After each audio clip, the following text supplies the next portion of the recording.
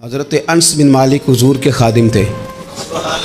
اماں نے دے دیا تھا حضور کی بارگاہ میں. کہتے ہیں میں 10 سال مدینے میں حضور کی نوکری کرتا رہا, تو قریب سے دیکھا تھا نا سارا کچھ. بہت ساری احادیث ان سے مروی ہیں, بڑی چیزوں کو دیکھا تھا, تو ہم سیاڑے ہو گئے, باتیں سمجھ گئے.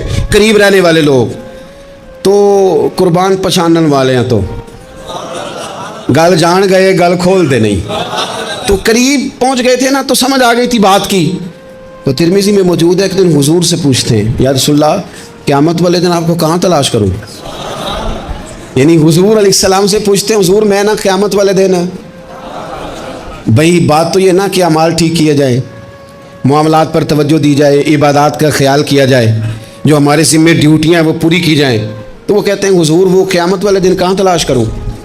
تو حضور نے بھی نہیں فرمایا کہ تو اعمال ٹھیک کر, مجھے ڈھونڈنے کی کیا ضرورت ہے, کہاں ڈھونڈوں. تو حضور فرمانے لگے مسکرا کے فرمانے لگے, چونکہ قربان پچھانن والے ہیں, تو اے گل جان گئے, گل کھول دے نہیں.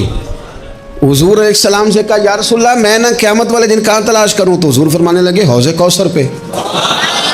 یا رسول اللہ وہاں کیا ہوگا. تو فرمایا امت پیاسی آئے گی تو میں جام بھر بھر کے پلاؤں گا, میں جام بھر بھر کے پلاؤں گا. ایسا کہ تیری خیر تیرے میں کدے کی خیر, ایسی پلا کہ جس کا نشہ عمر بھر رہے. اور ایک نے کہا تھا کہ طیبہ سے منگائی جاتی ہے, سینوں میں رچائی جاتی ہے, توحید کی میں پیالوں سے نہیں نظروں سے پلائی جاتی ہے. حضور صلی اللہ علیہ وسلم نے فرمایا حوض کوثر پہ بھی جام پلائیں گے. سیانے بڑے تھے حضرت انس, اور بھلا ہمارا کر رہے تھے.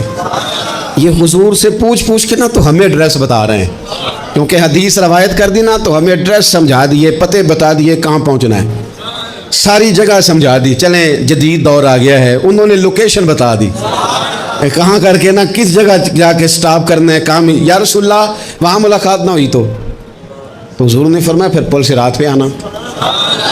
یا رسول اللہ وہاں کیا ہوگا. فرمایا امت گزر رہی ہوگی اور میں دعائیں مانگ رہا ہوں گا, رب سلم امتی رب سلم امتی, یا اللہ میری امت کو سلامتی سے گزار دے. تو وہاں آ جانا, میں دعائیں وہاں مل جاؤں گا. قربان جائیں. فاضل بریلوی بول پڑے, کہنے لگے خدا کی رضا چاہتے ہیں دو عالم, خدا چاہتا ہے رضائے محمد. اجابت کا جوڑا عنایت کا سہرا, دلہن بن کے نکلی دعائے محمد. اجابت نے جھک کر گلے سے لگایا بڑی ناز سے جب دعائے محمد. رضا اب پل سے وجد کرتے گزریے کہ ہے رب سلم دعائے محمد صلی اللہ. تو عرض کی یا رسول اللہ وہاں ملاقات نہ ہوئی. تو میں نے کہا وہ ہمیں لوکیشن سمجھا رہے تھے, انہیں تو پتا تھا پہلے ہی. ایک قربان پچھانن والے ہیں, تو ایک گل جان گئے, گل کھول دے نہیں. تو وہاں نہ ملاقات ہوئی تو حضور نے فرمایا پھر میزان عمل پہ آنا. یا رسول اللہ وہاں کیا ہوگا. فرمایا امت کے عمل تول رہے ہوں گے اور میں ان کے لیے دعائیں کر رہا ہوں گا. میں نہیں جا سکا کبھی بچوں کے ساتھ پیپر دلوانے, استاد کو اجازت نہیں دیتے, کہتے ایک ایگزامینر اور آئے گا کوئی جس نے پڑھایا ہو, اسے اجازت نہیں کہ تو جا. ابا جی کو اجازت نہیں ہوتی کہ وہ ایگزامینیشن ہال میں جائے, وہاں تو کوئی اور لوگ آتے ہیں. یہ بھی عجیب سبق ہے نا کائنات کا کہ سارے تعلیم و تربیت کے اسباق بھی حضور پڑھائیں,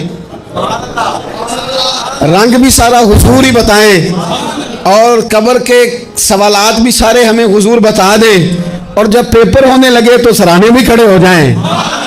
تو پھر کہہ لینا ایک دفعہ پھر کہ وہ دے کولوں کی رب نے حساب لینا جیڑا بیٹھا ہی محمد دے کول.